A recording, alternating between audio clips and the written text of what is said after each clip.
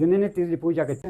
ಆಕೆ ಮೊದಲು ಬಾಕಲ ಸುಳಿಗೆ ನಿಂತು ಅವ್ರು ಯಾರು ಸೈನಿಕರು ಒಳಗೆ ಬರ್ತಾರಲ್ಲ ಕುಡುಗೋಲಿನ ಕಡ್ದ ಕಿಸಿಂದ ಮನ್ಯಾಗ ಇದ್ರಾಗ ಹೋಗದಾಟ ಆಕಿ. ಈಗ ಒಣಕಿ ಒಬ್ಬ ಹೆಂಗೆ ಸೈನಿಕನ ಕಡ್ದು ಇದನ್ನ ಹಾಕ್ತಾಳ ಹಂಗೆ ಆಕಿ ಬಳತದಾಗ ಹಾಕಾಳ.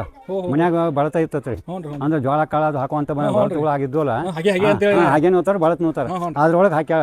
ಈಗ ನಾವು ನಿಂತಂಥ ಸ್ಥಳ ಏನೈತಿ ಈಗ 1850 ಅಲ್ಲಿ ಜಡಗ ಬಾಲ ಏನು ಇದು ಮಾಡಿದ್ರು ಅವ್ರಿಗೆ ಗಲ್ಲು ಶಿಕ್ಷೆ ಹಾಕಿದ್ರು ಮುಧೋಳದಾಗ.